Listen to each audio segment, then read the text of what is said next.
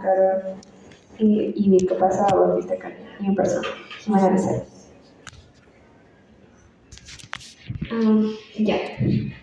¿Qué tenemos por biopsia líquida? Se define la biopsia líquida, que es un análisis que se realiza a partir de fluidos corporales como la sangre, orina, líquido pleural o acítico, entre otros. Entonces, estos fluidos se buscan biomarcadores, o sea, señales biológicas que indican la presencia de una enfermedad, como en este caso el cáncer. Al igual que una biopsia de tejido, la información obtenida la biopsia líquida refleja lo que ocurre en el órgano o en el tejido afectado. Entonces, dependiendo del tipo de tumor, vamos a optar por diferentes muestras, pero sin duda la muestra de sangre es la que más se utiliza. Como ya mencioné, vamos a obtener varias matrices de diferentes en las que podemos encontrar material, por ejemplo, de DNA, RNA, proteínas que son derivados del tumor. Esto es importante porque van a proveer una fuente muy útil para los análisis de biomarcadores y también van a permitir capturar la heterogeneidad del tumoral y la evolución del tumor en tiempo real. Y esto es importante porque no solamente vamos a tener como que la foto fija de la biopsia, sino que vamos a poder ver la evolución. Y como la biopsia líquida es una prueba mínimamente invasiva, podemos tomar como que varias muestras a lo largo del ejercicio. Ya. Acá, ¿en qué momento es como el mejor tiempo para tomar la biopsia líquida? Es en el diagnóstico. Cuando tenemos el diagnóstico, tomamos la biopsia líquida. Luego también tenemos el pronóstico, que esto es importante porque uno de esos beneficios de la biopsia líquida es que vamos a tener el ver si este tipo de tumor es de alto riesgo o de bajo riesgo. Y como ya dije, que es importante porque vamos a poder ver si necesitamos tomar controles con mayor frecuencia o también si podemos optar por tratamientos más invasivos o más intensos, o por el contrario, si necesitamos tomar tratamientos menos intensos. También, sobre todo, se utiliza en la práctica clínica como una fuente de búsqueda de biomarcadores predictivos que requieren permitir seleccionar específicamente, por ejemplo, una persona necesita este tipo de tratamiento porque se beneficia más. Ahora, ¿de dónde se toma la biopsia líquida? Bueno, tenemos diferentes, por ejemplo, en el sistema nervioso central se toma de líquido cefalorraquídeo.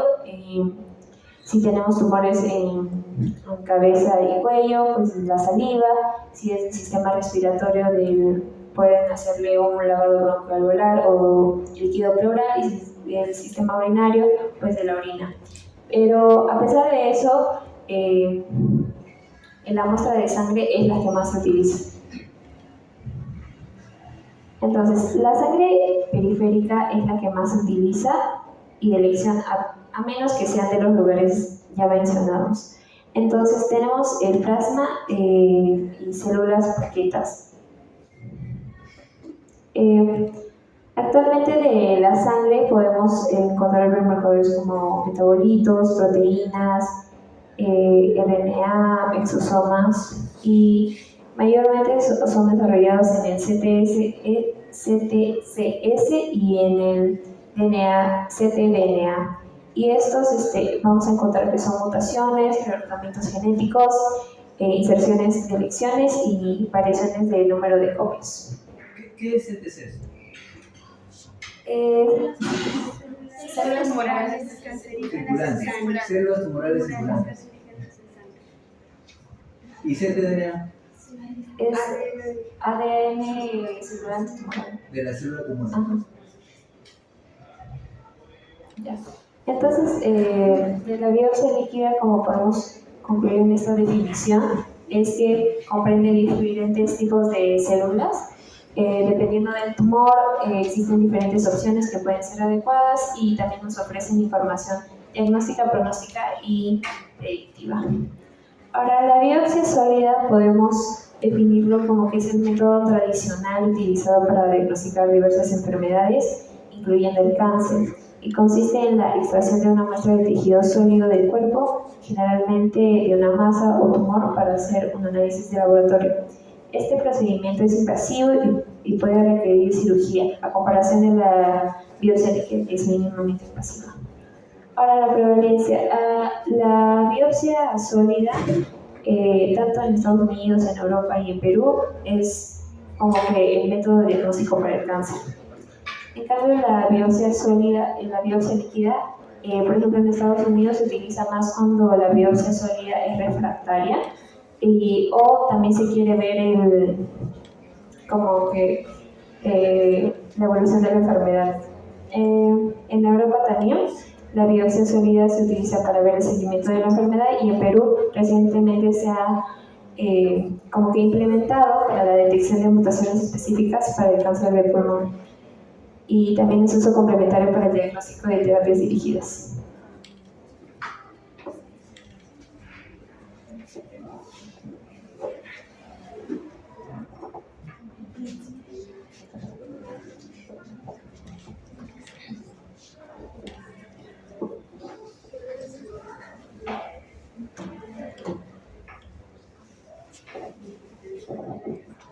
Ok, continuando con la exposición, vamos a mencionar un poco sobre la historia de la biopsia líquida. Y bueno, antes de que en un consenso de la OMS en el año 2001 definieran el término biomarcador como cualquier sustancia, estructura o proceso que pueda ser medido en el cuerpo e influir y predecir la incidencia de una enfermedad. Y bueno, que esos nos ayudan para el diagnóstico y pronóstico. Ya se aplicaba la identificación de algunos biomarcadores, tales como los niveles de inmunoglobulina monoclonal, el antígeno carcinoma embrionario, la panfletoproteína y estos demás mencionados en el torrente sanguíneo. Y por medio de estos biomarcadores nos ayudaban para el diagnóstico de diferentes enfermedades. Sin embargo, estos biomarcadores han demostrado una fiabilidad limitada. Y en los últimos años han habido algunos estudios en los cuales se han obtenido datos que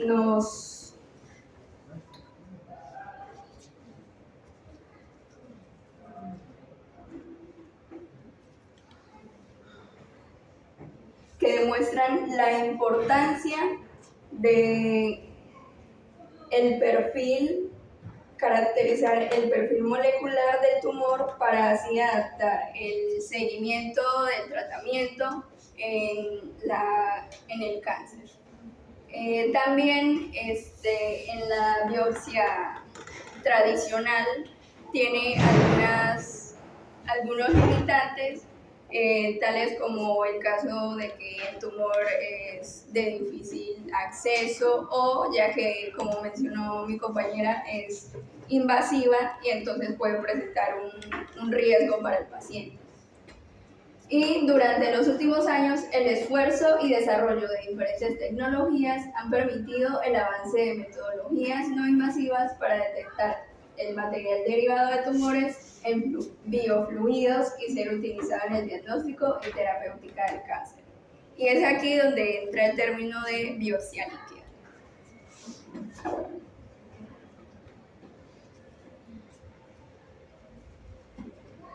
Ok, bueno, respecto a la historia, encontré pocos datos y bueno, esos son algunos de los que pude recopilar. En el año 1869, el doctor Thomas Ashworth descubrió la presencia de células tumorales circulantes en pacientes con cáncer de mama. Sin embargo, fue hasta finales de los años 90 del siglo XX cuando comenzó el auge de las CTC. Ya en el 2010 fue donde se acuñó el término de biopsia líquida, y en el 2013 la US Food and Drug Administration aprobó el primer test de biopsia líquida. Y en el 2016 se aprobó la primera prueba de biopsia líquida basada en el análisis de cfDNA. Respecto a la historia general, esos son los pocos datos que pude encontrar. Y respecto acá en el Perú, en el 2020, como parte del programa Horizonte de la Comunidad Europea, especialistas del Centro de Genética y Biología Molecular de la Universidad de San Martín de Porres participaron en un proyecto para mejorar el uso de biopsia líquida en cáncer de pulmón. Y bueno, este se hizo junto con el laboratorio de Esta Vida en Portugal. Y en el 2020, también en ese mismo año, se realizaron biopsia líquida para la detección del gen EGFR.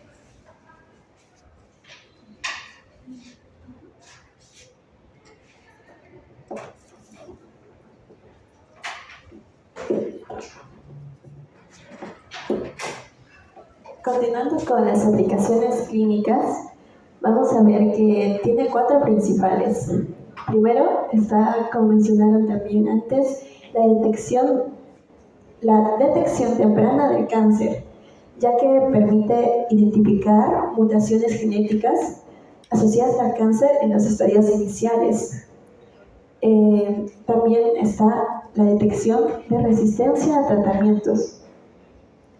Identifica mutaciones emergentes que confieren resistencia a terapias específicas, permitiendo un ajuste de esa terapia adecuado, que puede ser una terapia inmunomoduladora o una terapia dirigida. Esta se diferencia en que la terapia dirigida va a las moléculas específicamente que causan el cáncer, como el gen EGFR, y por otro lado la inmunoterapia activa el sistema inmunitario para que éste se defienda. También la biopsia líquida nos ayuda en el monitoreo de la progresión tumoral. Ofrece una evaluación dinámica de la carga tumoral porque se puede hacer cada cierto tiempo, y también la evolución sin tener que hacer biopsias tisulares repetidas, ¿no? También tenemos la evaluación de la enfermedad mínima residual. Esto se refiere a que detecta la presencia de las células tumorales después de un tratamiento, que puede ser una quimio, una radio o una cirugía, ¿no?, de extracción del tumor. De esta manera anticipa posibles recaídas. Aquí tenemos una imagen de cómo a través de la sangre son liberadas las células tumorales y pueden ser medidas por medio de la biopsia líquida, ¿no? Tenemos ADN, a carga tumoral, a ARN. Aquí tenemos los más importantes, que son las células tumorales circulantes, el ADN carga tumoral, y también las vesículas circulantes, que pueden contener proteínas, pueden contener microARNs, exosomas y ARN circulante. Aquí tenemos el proceso de cómo una célula que puede ser tumoral o no necesariamente puede hacer apoptosis, necrosis o secreción activa de moléculas de ADN. Y dependiendo de lo que secrete, podemos medirlo en la biopsia. También el proceso de cómo van formándose las metástasis, ¿no? Ahora, ¿qué aplicaciones tiene en los diferentes diagnósticos precoces de cánceres? Se ha visto que a nivel del cerebro, también en todos esos sistemas es donde se puede utilizar la biopsia líquida, sobre todo en zonas donde es difícil el acceso, ¿no?, como el cerebro, el pulmón. Se puede hacer de líquido cefalorraquídeo y también de otras sustancias como la saliva, sangre, orina. Y para poder medirlas se tiene que hacer una separación, porque estas están en la sangre unidas a otras células. Y hay muchas técnicas para separarlas. En la parte superior podemos ver las que mencionó antes el doctor, ¿no? Que son citometría de flujo, inmunofluorescencia, fluorescencia in situ, hibridación, RT-PCR, método de secuenciación de genes y las proteómicas para las células tumorales circulantes. Para el ADN, carga tumoral, que es en sangre también, tenemos estas otras técnicas. Y también para las vesículas circulantes tenemos la PCR-RT, el método de secuenciamiento de genes y la proteómica. Todo esto con el fin de tener un diagnóstico temprano, monitorear el pronóstico, el tratamiento y un tratamiento preciso. Ahora, podemos ver que hay diferentes marcadores y estos nos van a permitir evaluar diferentes aspectos del cáncer, ¿no? En el caso de las células tumorales, monitorear la tendencia de cambios en el tipo y el número. Si es que aumentan, si es que la forma, el tamaño de la célula cambia. Y eso nos va a ayudar a evaluar la dinámica tumoral. En caso del ADN, esto nos va a permitir identificar mutaciones como supresiones, inserciones, deleciones, incluso también metilaciones. Y eso nos puede ayudar a detectar resistencia a tratamientos, también detección temprana de cáncer. También tenemos el ADN tumoral circulante específico que se ha usado en ensayos secuenciales para monitorear a los pacientes, detectar lesiones residuales y ajustar tratamientos en cáncer de ovario, así también en el pronóstico de este. Además, predice la respuesta al tratamiento en el cáncer colorectal metastásico con mutación KRAS. Puede identificar también pacientes con cáncer de pulmón en riesgo de recurrencia. Por otro lado, tenemos a las vesículas extracelulares, que tienen una cubierta lipídica, una bicapa, y pueden ser clasificadas dependiendo de su tamaño. Estas van a estar relacionadas con el comportamiento maligno de las células tumorales. Es decir, promueven el crecimiento, suprimen la respuesta inmune, facilitan las metástasis y la angiogénesis. Estos son muy valiosos porque dentro van a tener ARN, microARN, ARN mensajero y proteínas. Los microARN en las vesículas están asociados a cáncer colorectal, hepatocelular, pulmonar, oral y de ovario. Por otro lado, el ARN mensajero puede promover la transición epitelio-mesénquima y la quimioresistencia en el cáncer colorectal. Aquí podemos ver algunos de los biomarcadores que se usan frecuentemente en diferentes tipos de cáncer. Y aquí vamos a ver cómo se aplica cada uno de estos marcadores. Por ejemplo, en el cáncer de pulmón, en el cáncer de mama y en el cáncer de próstata, que son los que más se ha estudiado y se ha visto que ayuda a detectar la presencia de este cáncer, ¿no?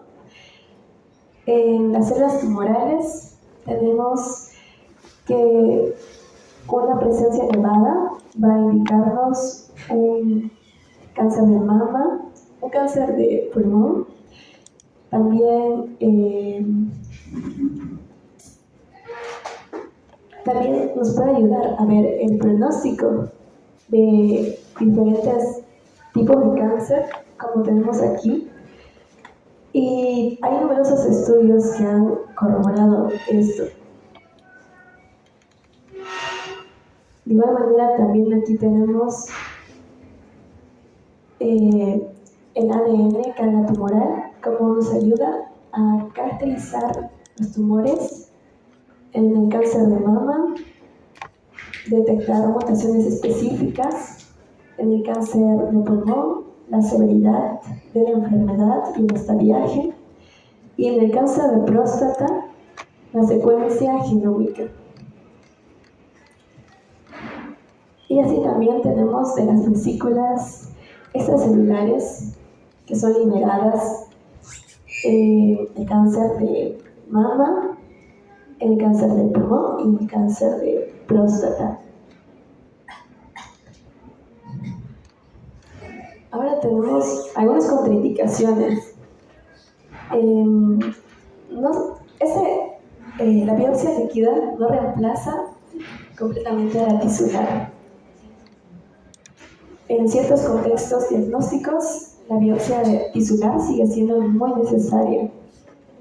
Por otro lado, la sensibilidad variable.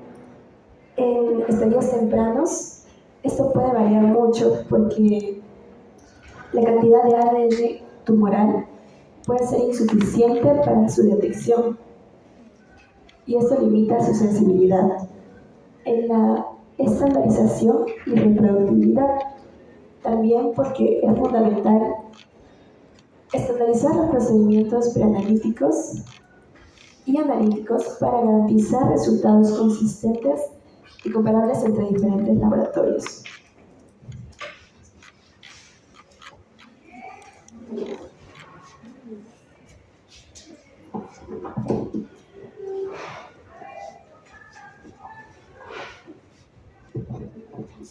Vamos a ver algunas diferencias de lo que es la biopsia líquida y de la biopsia tisular. Algo que es importante que tenemos que recalcar, que la biopsia líquida, como podemos ver, va a ser menos invasiva, va a ser de corto tiempo, va a haber alta sensibilidad, el costo del proceso es menor. En caso de la clínica, lamentablemente no está validado a excepción del diagnóstico para cuando hay un cáncer de tumor, eso sí está validado por la FDA, pero se está haciendo estudios para que se pueda realizar lo que es más estudios en la biopsia líquida para otros distintos órganos, ¿no? Lamentablemente no va a ser como una biopsia tisular que se puede ver histológicamente, ¿no? Algo importante es que va a existir continuos monitoreos sobre cómo es la evolución del tumor. Por eso es importante esta biopsia líquida. También nos muestra cómo es el monitoreo en tiempo real, ¿no? Y cómo es que debe ser tratado según alguna droga o medicamento que puede tener. Y el tumor, también podemos ver cómo es que se ha ido evidenciando, si es que ha cambiado el tumor o si es que ha tenido alguna otra variación. Otra parte de lo que es la biopsia, la que ya lo conocemos, no tiene lo que tiene la biopsia, ¿no? Líquida. Vamos a ver también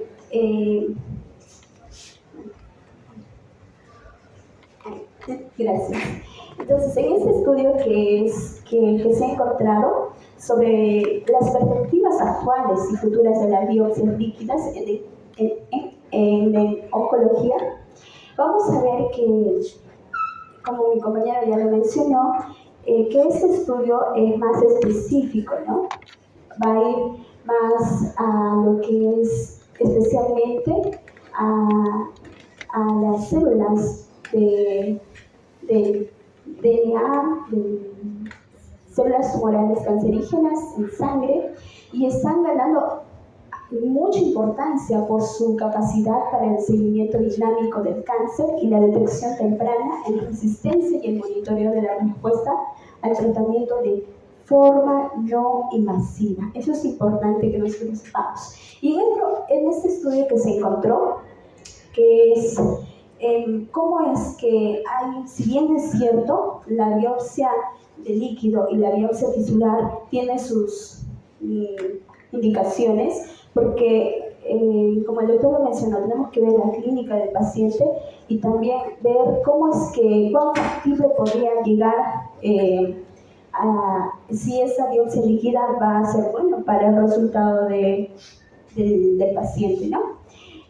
Algo que recalcar que se ha visto que es más factible con el líquido es la detección, no sé si se va, pero es la detección del seguimiento del tratamiento, ¿no? Con la biopsia líquida. Siguiente, por favor. Bien. Bueno, por último, vamos a ver que en este estudio que se hizo, se han mostrado muchos desafíos, muchísimos desafíos que lo van a comentar más adelante mis compañeras, pero lo recalco que estos desafíos regulatorios y la estandarización, si bien en Perú, y ya lo comentan mis compañeras, no está tan falta investigaciones y se necesita mucho poder llevar a cabo, ¿no?, esto en los hospitales y concientizar para que se puedan hacer más estudios. La validación clínica y la utilidad, eso es importante. Las limitaciones en la parte técnica, si bien la biopsia líquida tiene sus procesos, ya lo comentaron mis compañeras, pero mientras se lleva al laboratorio y todo ese transcurso, tiene que haber un personal capacitado. Y la parte de la naturaleza dinámica del cáncer y el monitoreo realmente es muy amplio y bueno, vamos a continuar.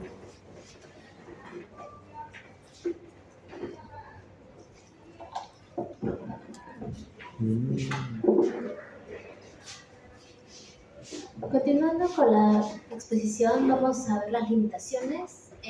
La baja cantidad de material disponible, puesto que el ADN tumoral circulante y el ADN libre en plasma está en pequeñas concentraciones en todos los tumores, lo que dificulta su atención. Luego vamos a ver la complejidad. Es caro. Si bien mi compañera ha mencionado que el costo es menor que en una biopsia tisular, realmente es costosa y desafía bastante a los laboratorios. También vamos a encontrar que hay una posible interferencia en la falta de precisión. ¿Por qué? Porque no todas las alteraciones detectadas en el ADN libre en plasma son cáncer, especialmente la hematopoiesis clonal o potencial indeterminado, que es el CHIP. ¿Qué es esto? Es una mutación de células madre que está presente más en pacientes gerontes, pero no necesariamente es cáncer. Y en este contexto de biopsia líquida va a hacer que genere falsos positivos. Por lo tanto, hay que tener bastante precaución. Y luego el aislamiento de células tumorales circulantes, que son células desprendidas del tumor que viajan al torrente sanguíneo y van a dar origen a las metástasis, ¿no? Pero su atención y análisis, especialmente en biopsia líquida, es bajo, ¿no? Son escasas en comparación con otras células sanguíneas. También hay una dependencia del método de detención, ¿no?, basadas a pesar de las diferentes tecnologías, ¿no?, basadas en tamaño, propiedades eléctricas o marcadores. Y también la regulación de marcadores de superficies, ¿no?, puesto que pueden perder los marcadores que les identifican. Y este es un artículo que da las principales limitaciones que se debatió en el 2023. Y hay como pueden ver, los tamaños son pequeños y las posibles soluciones que hay son colecciones multicéntricas, ¿no?, de estas muestras. Heterogeneidad en los protocolos, las posibles soluciones que haya un consenso variado en los protocolos, ¿no? Y en la heterogeneidad de los participantes, pues la solución es que haya una clasificación correcta clínica que se valide mediante las técnicas tradicionales y los químicos, ¿no? Y el costo, que es caro a pesar de que ser menos, bueno, los laboratorios pueden concentrarse en el costo-beneficio.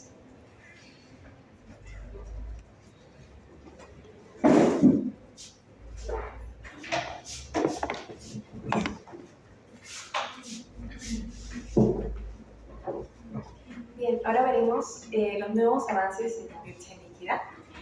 He encontrado artículos de revisión, pero también he encontrado algunos metaanálisis con no una gran población, digamos.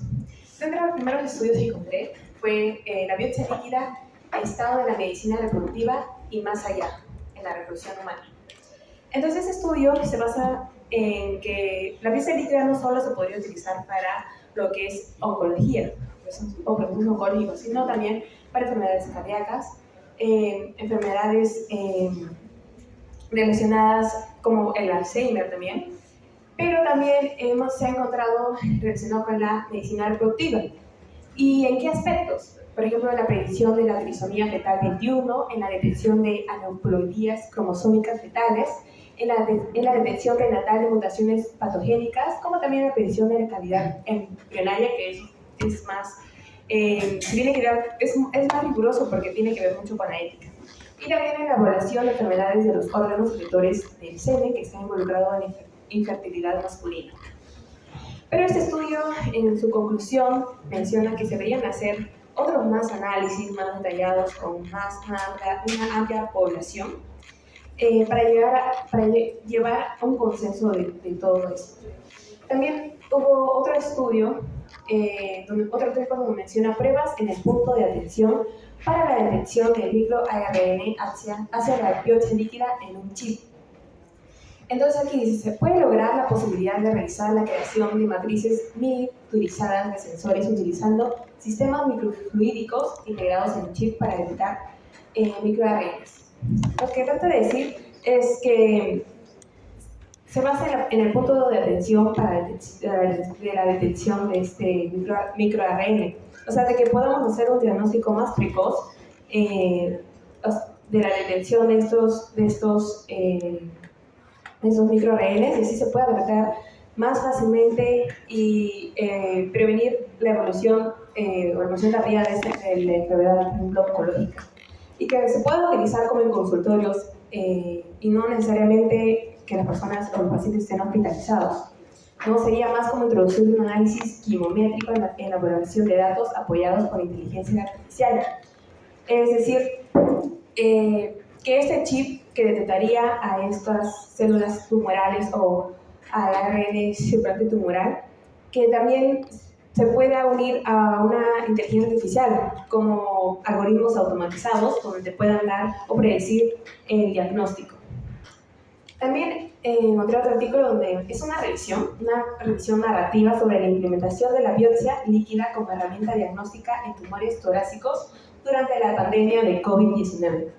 Este artículo enfatiza el uso de la biopsia líquida no solo también para oncología, sino también para situaciones críticas como es una pandemia, donde las enfermedades crónicas como el cáncer, otras enfermedades como diabetes, enfermedades cardíacas, no pudieron ser atendidas adecuadamente debido a la alta carga de pacientes diagnosticados con COVID, los cuales fueron dejados o ignorados a un lado y se tomaron en cuenta más los pacientes que estaban infectados con COVID. Entonces, este estudio revela que podría ser un enfoque diagnóstico válido porque requiere menos tiempo y que se podría utilizar en la práctica clínica, ¿no? Siguiente. Dentro de los metaanálisis está la biopsia líquida para el cáncer de pulmón de células pequeñas de nuevo o transformado, revisión sistemática de diferentes aplicaciones y metaanálisis, donde menciona que la biopsia líquida proporciona una gran cantidad de datos en pacientes con cáncer pulmonar de células pequeñas explotables en diversos entornos, ¿no? De que se podría utilizar también la biopsia líquida para detectar este tipo de cáncer. Sin embargo, para utilizarlo como en la práctica clínica, no se debería solo utilizar la biopsia líquida, sino otros factores clínicos. Y también de que si lo queremos realmente establecer como un protocolo. Es difícil porque en países de Latinoamérica o otros países que no cuentan con la tecnología suficiente, pues esto podría ser, más bien podría dificultar su implementación. El siguiente artículo es la validación de la biopsia líquida para el análisis de la mutación del receptor estrogénico 1 en el cáncer de mama sensible a las hormonas, un metaanálisis agrupado. Se diseñó para comparar la prevalencia de la mutación del receptor estrogénico 1 detectado con la biopsia líquida y la biopsia de tejido. Entonces, más o menos, este estudio se realizó para ver si encontraban estas mutaciones, o si era igual las mutaciones que encontraban en la biopsia líquida como en la biopsia convencional sólida, de tejido sólido. Y encontraron que no encontraron diferencias significativas. Tuvieron buenos resultados, pero el detalle que sí hubo es que si querían implementarlo, la biopsia líquida y hallar esta mutación para aplicarlo en los tratamientos, todavía no se sabe si es seguro utilizarlo, la biopsia líquida, para aplicarlo en tratamientos o si no seguir con la valoración radiográfica de lo que es el cáncer de mama. Y el último estudio fue hecho en Perú. Es un artículo de revisión donde la mayoría de las revistas fueron de Europa o de guías clínicas de Estados Unidos, donde encontraron que el cáncer pulmonar de células muy pequeñas y la detección de mutaciones del receptor del factor de crecimiento epidérmico ha sido útil para la elección de la terapéutica de esta enfermedad. En este artículo más se basa si la biopsia líquida podría ayudar a encontrar esas mutaciones del receptor del factor de crecimiento epidérmico para probarlo con el tratamiento de los inhibidores de proteína quinasa. Y como resultado vieron que sí podría ser útil y que sí se podría aplicar en la práctica clínica. ¿Sí? Gracias.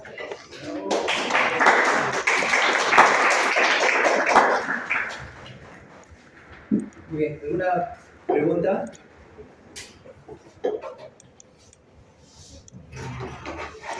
¿Se entendió el concepto? Lo que queremos es mejorar nuestras capacidades diagnósticas, entendiendo que ahora los tumores son policlonales a partir de un examen que permitiría barrer con más mutaciones o alteraciones genéticas que tengan los pacientes con cáncer, y ya no solamente apoyarnos en lo que diga una biopsia puntual de tejido. Hay limitantes, como mencionaron, el hecho de que hay muchos factores compulsores todavía, porque así como células tumorales botan su ADN, también células sanas botan su ADN. Y a quién interpreta como patológico y cuál no.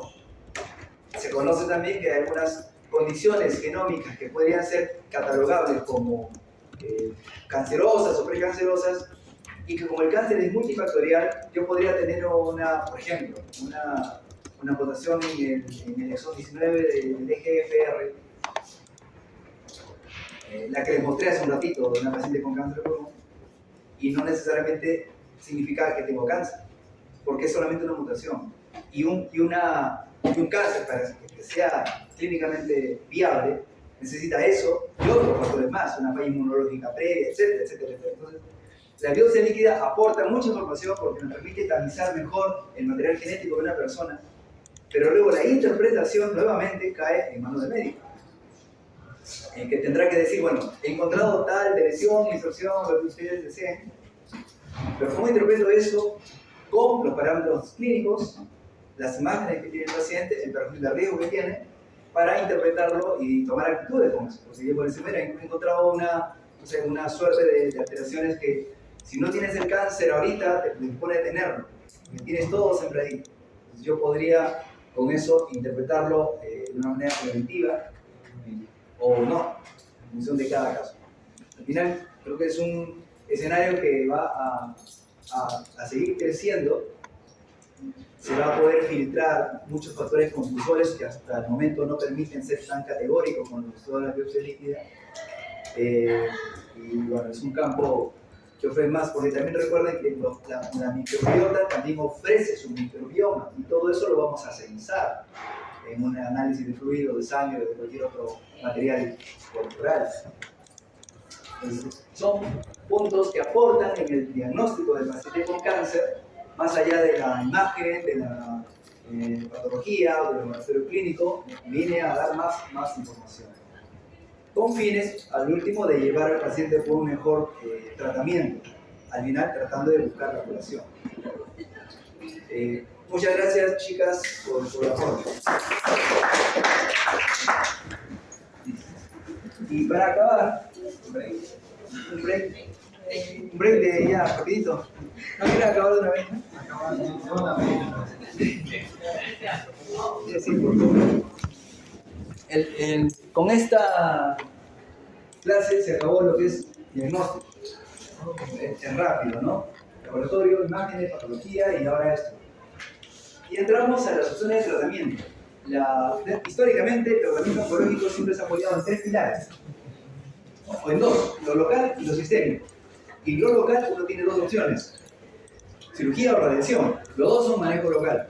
Si tu neoplasia sólida confirma que tu neoplasia sólida está confinada al órgano donde nació, tus 2 opciones son cirugía o radiación.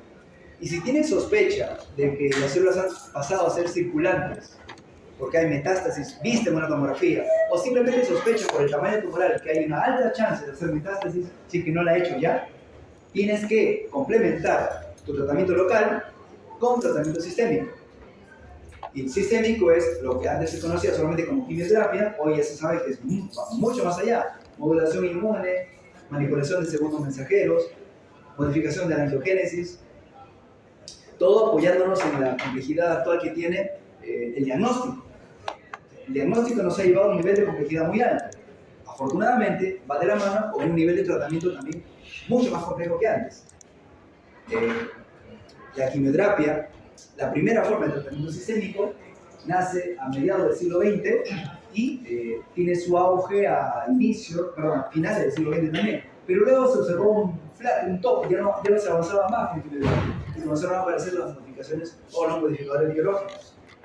Pero bueno, la primera parte de este nuevo capítulo en el curso de neoplasias que comienza ahora es cómo trato al paciente al cual ya le diagnostiqué cáncer, con sus marcadores, con su imagen, con su biopsia, etc. Y a llegar al diagnóstico. Ahora, les llego a ustedes, el familiar, el amigo, el conocido, el vecino, el compañero de trabajo, que dice, mira, tengo el resultado, es cáncer. Está la biopsia, está la tomografía. ¿Qué puedo hacer? ¿Qué debo hacer? Entonces, la primera palabra que ustedes les tienen que decir, ¿qué cosa es? Tranquiliza. Tranquilo. Esto nos coge en un momento del desarrollo de la medicina en el que hay muchas opciones de tratamiento. Descansar de eso, que eso también.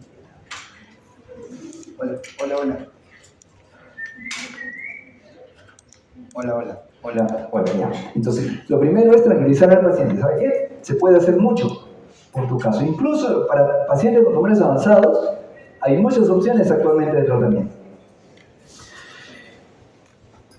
Y en el terreno local, si ustedes documentan que la neoplasia sólida, ya les dije, sólida, todo lo que es sólido, ¿no? Pulmón, mama, etc.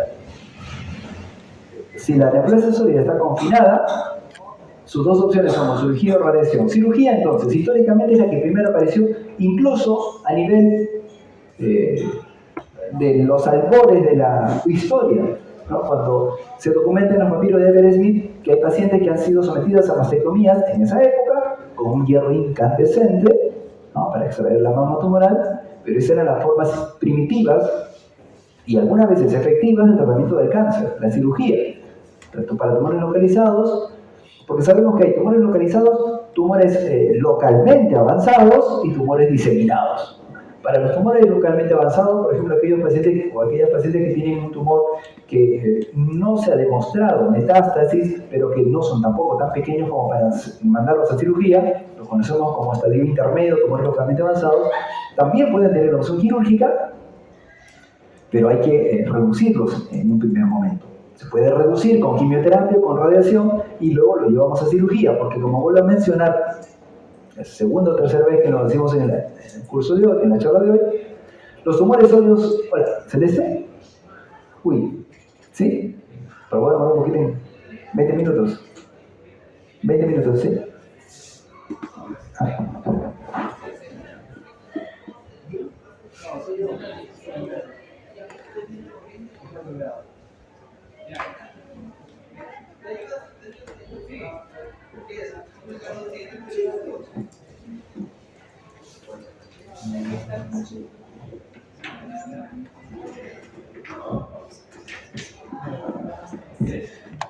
Dice presente, ¿ya? Acuña. Aliaga. Amaro Rodríguez. Amaro. Aranda Castillo.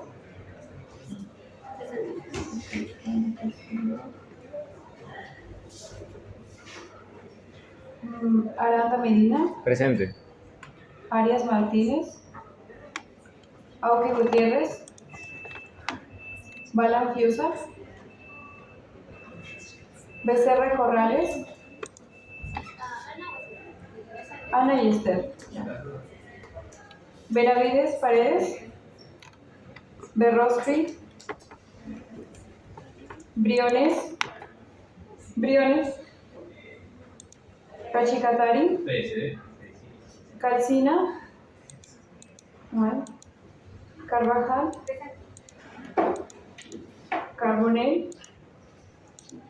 Bueno. Cárdenas. Cariapasa. Cerqueira. Chávez Jaramillo. No hay. Chávez Maldonado. No hay. Chávez Pretel. No hay. Choquepuma. Collantes. Contreras Cabello. No hay. Contreras Morales. Contreras Ayuca. Cortés Padilla. Dávila Valencia. Echevarría. Escudero. Bueno. Espinal.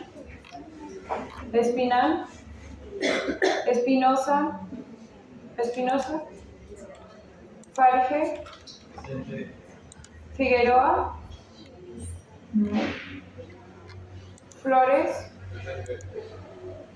Helada.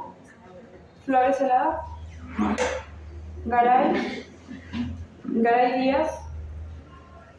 Gómez. Guerrero Figueroa. No. Huanca Galarza. Huanca Salazar. No hay. Hurtado Pérez. No hay. Larico Sea. No hay. Lescano Rodríguez. No hay. Luicho. Tampoco. Maldonado. Mamani Camacho. No hay. Mamani Figueroa. Mamani Larico. Okay. Mamani Machaca. No hay. Mamani Mendoza. Marcillo. Mejía. Mesa Rodríguez.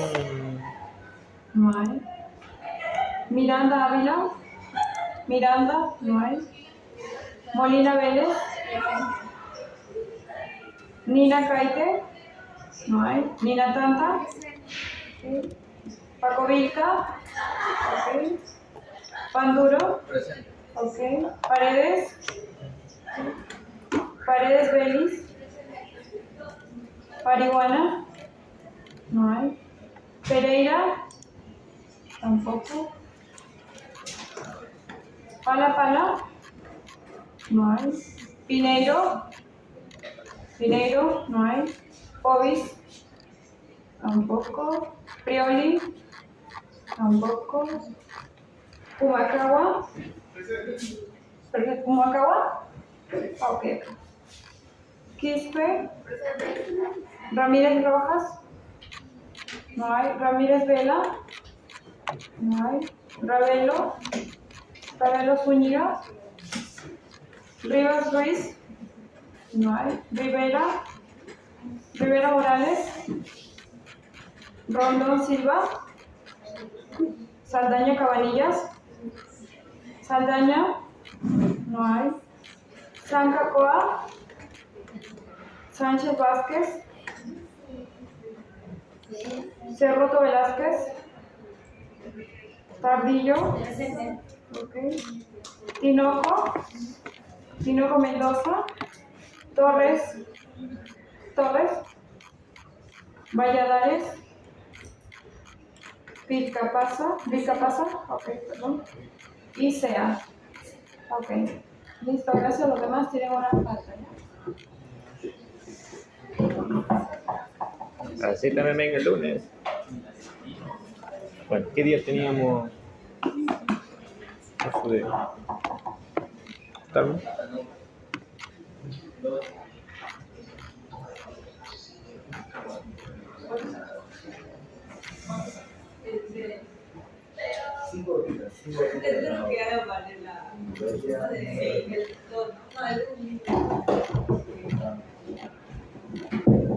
Muy bien.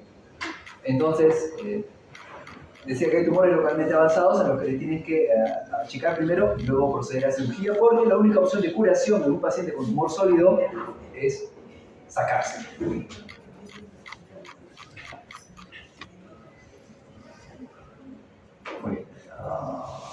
Cirugía oncológica. En algunos casos, para disminuir el volumen tumoral, hacemos concurrencia entre quimioterapia, alguna dosis medianamente baja de quimio, más radiación. Y eso se conoce como tratamiento neoadyuvante o preoperatorio, o también tratamiento de inducción. El asunto es hacer que el tumor sea más pequeño, de forma que, si es tumor sólido, pueda llevarlo a hacer operaciones, resecarlo y tentar una opción de curación para estos pacientes.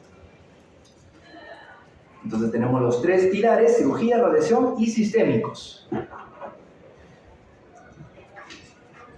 El cirujano oncólogo, ¿qué rol juega entonces? No solamente sacar el tumor, sino vamos a ver que tiene un montón de opciones para quien quiera hacer la especialidad de cirugía oncológica. Es mucho el momento en el cual el cirujano oncológico entra a batallar frente al cáncer. En la prevención, ¿qué hace un cirujano previniendo cáncer? Pues sí, porque las lesiones premalignas se pueden extirpar, un pólipo, una lesión actínica en piel con potencial de hacerse carcinoma escamoso o vasocelular, se puede extirpar. Obviamente los pólipos colónicos se deben extirpar. En las personas, por ejemplo, que pertenecen a los grupos de alto riesgo, como las mujeres portadoras de mutaciones BRCA1-2, con una posibilidad de hacer cáncer de mama que aborde el 80%, asimismo cáncer de ovario. Esas pacientes son sometidas a mastectomía bilateral, en algunos casos ovorectomía bilateral, para reducir el riesgo de mortandad. De igual manera, el cirujano puede tener la necesidad de hacer una tiroidectomía si la paciente, por ejemplo, pertenece, o si el paciente pertenece a un grupo de riesgo para carcinoma de tiroides, medular de tiroides, por ejemplo. Entonces, sí hay un rol preventivo del cirujano oncólogo en este escenario. Obviamente, la biopsia va a cargo de los cirujanos oncólogos, los diferentes tipos de biopsia que hemos repasado solo hace minutos atrás, a la cual habría que agregar, pues la que no está acá es la biopsia líquida, ¿no? No está la biopsia líquida, es un procedimiento relativamente reciente, pero hemos repasado la biopsia incisional, la aspiración, la agua fina, la hoja gruesa, etc. Biopsia de curetaje. El asunto es que la biopsia es terreno del cirujano. Y hay que saber hacer la biopsia. En la medida de los casos, no sé si han escuchado ese comentario popular de que le hicieron la biopsia y el tumor se expandió, se diseminó y todo lo demás, ¿no? Poco sustento técnico, pero si algún sustento técnico podríamos encontrar sería de que si no hay una manipulación de la vasculatura, de los márgenes quirúrgicos, sí podríamos facilitar cierto nivel de diseminación de un tejido potencialmente canceroso. De hecho, cuando hacemos paracentesis en pacientes con carcinomatosis por una diseminación amplia en el peritoneo de una neoplasia gástrica o lo que ustedes puedan encontrar en el peritoneo, en algunos pacientes se ve como el ducto o el espacio por donde discurre el punzón para hacer la extracción o la paracentesis se puede contaminar con células cancerosas y meses después encuentran o hay un indicio de cáncer en el trayecto de la aguja, ¿no? Se puede ver eso, se puede entre comillas, pues, sembrar, ¿no? Es una posibilidad, por eso hay que hacer las cosas siempre con criterio. Para el diagnóstico también hay que ver lo de los márgenes y también enseñando acá el asunto de la evaluación del ganglio centinela. ¿Conocen el concepto del ganglio centinela? ¿No? ¿Quién se anima a decirlo? Es el ganglio que está localizado en la mama, que va a ser uno de los ganglios principales para poder hacer un diagnóstico. Es un ganglio, un grupo de ganglios que se encuentra en una zona circundante al tumor primario, puede ser mama, puede ser pulmón, estómago, un melanoma, pero es el ganglio que debería recibir por su cercanía topográfica con mayor prontitud la diseminación de células cancerosas en el momento en el cual el tumor comience a hacerse metastatizante. No cualquier ganglio es el ganglio centinela, tiene que ser el ganglio que tenga más posibilidad de recibir la célula cancerosa por la cuestión de la irrigación linfática. Por eso es importante, los cirujanos oncólogos hacen mucho énfasis en el conocimiento anatómico del sistema de drenaje linfático, porque en función a eso ellos van a buscar el ganglio centinela, o van a determinar qué grupo de ganglios tiene que ser barrido, linfadenectomizado, luego de la extirpación del tumor primario en la mama, en el pulmón, en el estómago o en el órgano que estuvieran evaluando.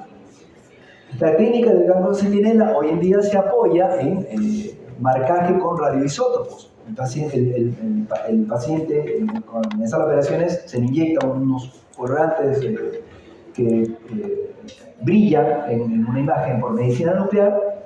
El cirujano inyecta la sustancia y en esas operaciones se hace esa imagen por centellografía y te marca en dónde está el ganglio centinela, y ese es el ganglio que tienes que sacar. Si el ganglio centinela sale positivo para células cancerosas, tienen que barrer con todo. En el caso de una paciente con tumor mamario, se hace una linfadectomía axilar completa, con la comorbilidad que eso significa para el brazo de la paciente. Pero si el ganglio centinela dice, uy, no hay cáncer acá, entonces se ahorra el paciente la linfadenectomía, y no hablo de un ahorro económico, sino de un ahorro mórbido, porque un brazo que ha sido sometido a una linfadenectomía axilar es un brazo que va a estar condenado a un linfedema, a una facilidad para celulitis. No puedes tocar ese brazo para ningún tipo de venopunción, por ejemplo. Es un brazo que va a tener muchos problemas después. Eso lo hace un cirujano oncólogo capacitado. También sirve para la estadificación, por ejemplo, en cáncer de ovario, en cánceres celómicos. Muchas veces la diseminación no es por vía hematógena, sino transcelómica. Entonces yo puedo encontrar en una persona que tiene sospecha de malignidad en ovario células depositadas en el celoma y que salen negativas en una imagen tomográfica o de resonancia o de PET scan. Entonces, ¿cómo estadifico a la paciente? El cirujano oncológico ingresa a la cavidad por la paroscopía generalmente, inyecta un poco de solución salina, recibe después esa solución salina, la lleva a la patología y se encuentra ahí o se busca células sobrenadantes de cáncer. Con eso se completa el estadio clínico en una paciente, por ejemplo, con cáncer de ovario. No es solamente imagen, entonces el cirujano oncólogo también es estadificador, como un estudio por imágenes adicional, ¿no? Solo que realmente esto es invasivo, es patológico. Para la curación de los pacientes con cáncer, obviamente, ya les decía, en neoplasia sólida, el cirujano oncólogo es pieza importante. Ya actualmente no es irreemplazable, porque hay algunas técnicas de radiación que pueden ser definitivas en el manejo de un paciente con cáncer. Cáncer de cuello uterino, por ejemplo, en estadio 2, estadio 3, que es un estadio todavía focal, todavía curable, puede prescindir de la cirugía utilizando técnicas de radiación lo suficientemente intensas como para evitarle a la paciente la necesidad de una operación. Son excepciones que confirman la regla, es decir, que el paciente con tumor sólido necesita sí o sí pasar por sala, excepto algunas cositas como las que están mencionando, cáncer de cuello uterino, por ejemplo. Algunas lesiones cerebrales muy metidas en el tronco encefálico, donde es difícil el acceso, podría ser mortal entrar al tronco encefálico, se pueden tratar de forma definitiva con radioterapia. Específicamente un tipo de radioterapia que se llama radioterapia estereotáxica o gamma knife, eso es con radiación gamma, que quema muy puntualmente ciertas lesiones cancerosas, sobre todo en tejidos tan de difícil acceso como el tronco encefálico. Bueno, pero sacando estas excepciones, el tumor sólido tiene opción de curación en la medida que el cirujano oncólogo pueda sacar esa lesión. Bueno, es lo mismo. Y la resección de un tumor maligno necesita tener conocimiento oncológico, porque hasta hace un par de décadas, y aún hoy, en algunos hospitales, sobre todo periféricos, el cirujano general hace cirugía oncológica, pero no tiene necesariamente el criterio académico, anatómico, que requiere un cuidado de márgenes operatorios y las linfadenectomías que tienen que acompañar a la extirpación del tumor sólido que están resecando. Para cualquier tipo de lesión sólida, yo puedo tener melanoma y cáncer de estómago, pero cualquier tipo de tumor sólido requiere un margen que ya los cirujanos oncólogos manejan muy bien, de forma que la posibilidad de diseminar el cáncer a partir de una manipulación quirúrgica sea lo más mínimo posible. Como cirugía de reducción de rescate, hay, por ejemplo, otra vez como el caso de una persona que pueda tener cáncer ginecológico, cáncer de ovario. Por ejemplo, si les digo que al inicio es inoperable porque la extensión de la lesión es muy amplia, se puede dar quimioterapia de inducción, 3, 4, 6 cursos de quimioterapia, se achica el problema y en una nueva evaluación por el cirujano oncólogo, puede entrar en este segundo momento a sacar todo lo que en un inicio no se pudo sacar. Después ya se verá si se requiere otro poco de quimioterapia adicional, pero el asunto es que esta paciente que inicialmente tenía una lesión inoperable, se hace operable gracias a tratamientos de inducción o, como les digo, también se llama tratamientos neoadyuvantes, preoperatorios. Cirugía de emergencia, como pasa, por ejemplo, en los pacientes que debutan con obstrucción intestinal por una neoplasia de víscera hueca, como cáncer de colon, cáncer de intestino delgado, que no se ve mucho, pero neoplasias viscerales pueden debutar con obstrucción o sangrado masivo. Entonces, el cirujano entra ahí como una cirugía de emergencia y realiza una cirugía que no es curativa, es básicamente para paliar la emergencia, porque el paciente puede estar obstruido o puede estar en hemorragia franca. O sea, en ese caso, el cirujano oncólogo no está tan preocupado en los márgenes. Acá el asunto es salvar la emergencia. Pero tiene que hacerse con criterios oncológicos, ¿no? Porque, o sea, igual hay que buscar un bien mayor, en este caso la vida de la persona, pero hay que tratar de no hacer daños colaterales que podrían empobrecer su pronóstico. Cirugía paliativa. Bueno, los cirujanos también hacen manejo paliativo de las personas. Por ejemplo, ya les acabo de decir, una persona que puede tener un cáncer gástrico de repente metastásico, con diseminación a pulmones, quizás hasta cerebro, pero tiene un debut con una hematemesis tan franca que si no sacan ese estómago, esa persona se muere esa noche. Mientras que si sacan el estómago, tiene metástasis en todos lados, esa persona todavía podría soñar con un tratamiento paliativo que mejore su calidad de vida y nos pueda dar paciente unos meses o quizás unos años más. Entonces, es cirugía paliativa porque oncológicamente no lo voy a curar con la participación del cirujano oncológico, pero puedo paliar sus molestias con una intervención quirúrgica de este tipo. También nos ayudan con la colocación de dispositivos que permiten un tratamiento mejor para el paciente con cáncer, porque la quimioterapia generalmente es un proceso que dura meses a años. Pacientes que tienen 20, 30, 40 cursos de quimioterapia y esas venas terminan quemadas. Los medicamentos en muchos casos son inductores de flebitis. Entonces la flebitis con el paso del tiempo ocasiona fibrosis endotelial y la vena se adelgaza. Y tomarle muestras de laboratorio a una persona que tiene meses o años con quimio es un reto muy grande para las enfermeras más especializadas en esto. Dicho sea de paso, las enfermedades oncológicas son, dentro de lo que yo he podido conocer en hospitales generales, las que tienen más facilidad para encontrar venas. Si ustedes tienen un paciente de cualquier patología en el que no le encuentran venas, búsquense una enfermera oncológica, porque tienen mucha pericia por el tipo de venas que manejan, que son capaces de encontrar venas en lugares que uno no se puede imaginar, son muy fieras en eso. Para disminuir la incidencia de esta flebitis y estos problemas a mediano o largo plazo de estos pacientes se utilizan actualmente los dispositivos centrales, como por ejemplo los catéteres venosos centrales, el tipo del cuello, ¿no? Pero es incómodo, hay que estar reponiéndolo cada mes, si no es antes. Entonces ahora se usan los catéteres implantables subcutáneos permanentes. Son dispositivos de igual, una base de titanio con cubierta de plástico y un taponcito de silicona que te permite ponerlo, un cirujano lo pone por vía subcutánea, una incisión de 3-4 centímetros nada más, y queda el aparatito ahí, con un tamborcito, con una pequeña tetilla, y a partir de ese dispositivo se inyecta la quimioterapia, la nutrición parenteral, la transfusión de sangre si lo necesita. Por último, se saca análisis de laboratorio también del catéter central. Son dispositivos centrales. Como digo, lo más novedoso son estos subcutáneos permanentes que están años con el paciente. Incluso hay gente que acabó su quimio y no se lo saca porque es cómodo. A partir de ahí, sacar el hemograma, cualquier cosa que quieran controlarle, ¿no? Los cirujanos oncólogos hacen ese tipo de trabajitos también, ¿no? Cirugía de conservación, lo conocemos con mama, pero en cualquier tipo de escenario oncológico, los cirujanos están cada vez más en la posibilidad de ofrecer conservaciones mamarias. Hasta hace un siglo, las técnicas quirúrgicas, como por ejemplo para hablar de mama, la de Halsted, era un cirujano que revolucionó en un primer momento la técnica quirúrgica para el cáncer de mama, pero sus cirugías eran demasiado mutilantes, entonces sacaban a veces hasta la cabeza humeral, ¿no? Tratando de sacar todo lo posible respecto a la diseminación.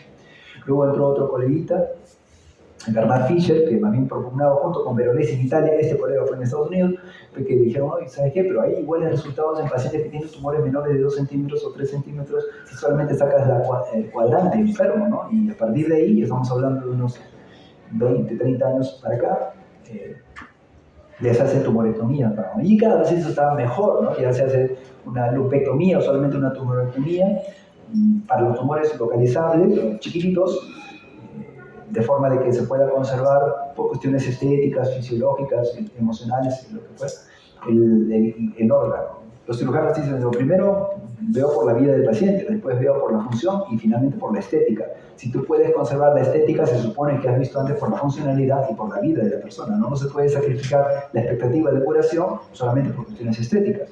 Pero hay estudios que demuestran que si tú sacas solamente el pedazo del tumor cuando la lesión es pequeña y complementas luego con radiación y con quimio, evitas la morbilidad de una mastectomía radical sin perjuicio de su capacidad de sobrevivir. Cada vez está más en boga la cirugía conservadora y la reconstructiva. La reconstructiva y la rehabilitación también, que también tiene su avance. Cada especialista en su terreno va mejorando sus capacidades. Finalmente los cirujanos realizan, pues, o deberían realizar investigación médica, que es algo que facilita el progreso de técnicas cada vez menos invasivas y con igual tasa de efectividad, aprovechando que de manera paralela, así como las técnicas quirúrgicas mejoran, también aumentan su capacidad de control de enfermedad, las técnicas de radiación, los medicamentos biológicos, la quimio, etc. Entonces, todo va creciendo de la mano en el campo oncológico, ofreciendo cada vez más posibilidades de control de enfermedad a los pacientes con cáncer. Sobre cirugía, ¿alguna pregunta que tengan, manejen o quisieran agregar? Ya hemos entrado al campo del tratamiento oncológico y se nos va la vida, se nos va el curso también. Una consulta. Cuando uno recibe quimioterapia, obviamente hay cambios anatómicos de por sí. O sea, una persona tiene que subir más de peso, tiene que cambiar su anatomía tal vez de la cara o no es nada por el estilo. Hay cambios por recibir quimioterapia, pero el 80-90% de los cambios son reversibles. Me refiero a que, por ejemplo, la caída de cabello, la alteración en el nivel de glóbulos blancos, plaquetas, etc. Lo de ganar peso, vale, una persona gana peso de repente porque al controlar el cáncer, la caquexia por el cáncer regresiona, retrocede y tú ganas peso, más que ganar peso, recuperas peso. Porque, bueno, sí, los quimioterápicos van con una dosis importante de corticoides, que se usa como antiemético, y eso podría de alguna forma hincharle un poquito, pero es mínimo, y por último es reversible. Así que los cambios más importantes con quimio son esos, son reversibles. En 2 o 3 semanas no hay nada y hay que volver a dar. Esa es la razón por la cual las quimios se dan generalmente cada 3 semanas, porque en 3 semanas esto es metabolismo hepático y renal lo depura y no quedó nada, y si aún queda cáncer tienes que volver a dar otra dosis, ¿no? Sí. Y hay consecuencias a largo plazo por quimioterapia que se pueden dar en un mínimo grupo de pacientes y que conviene conocer para monitorizar al paciente. Porque no por los efectos secundarios potenciales le dirías a una persona, sabes que mejor no te metas en esto porque te va a generar esto, te va a lo otro. Al final, el efecto secundario por quimio, en el 90% de los casos es reversible, mientras que un cáncer no tratado no te ofrece un síntoma reversible. Un cáncer no tratado avanza. Esa es la justificación por la cual, por ejemplo, damos quimioterapia al paciente con etapa avanzada de enfermedad. Esa señora que les digo, con el carcinoma metastásico, con dolor de citis, que vomitaba todo lo que veía, sigue mal, o sea, sigue postrada, pero por lo menos ya no tiene dolor. ¿Verdad? Y come incluso come. Otra pregunta, chicos. Hemos visto qué cosas inducen cáncer, qué hacemos cuando ya tienes el tumor, cómo llegas al diagnóstico final, con imágenes, patología, laboratorio clínico, y ahora estamos viendo cómo lo tratamos. Hemos comenzado con lo que históricamente fue lo primero, que es la cirugía, incluso digo, data de etapas de inicio de la historia y que de repente prehistóricas no sabemos, y que ahora tiene un nivel de complejidad mucho mayor. Se hace cirugía de conservación en muchos órganos. Cuando yo era residente, osteosarcoma era casi siempre, si no siempre, sinónimo de amputación, y hoy en día ya no. Existen medicamentos de quimio que pueden detener el proceso tumoral, se hace preservación de la extremidad, y ahí está el paciente, ¿no? O sea, se ha avanzado bastante en cirugía. La próxima semana, si Dios quiere, hablaremos de radiación y de tratamiento sistémico, que es lo que hacemos nosotros puntualmente. Bueno, si no hay más preguntas, gracias.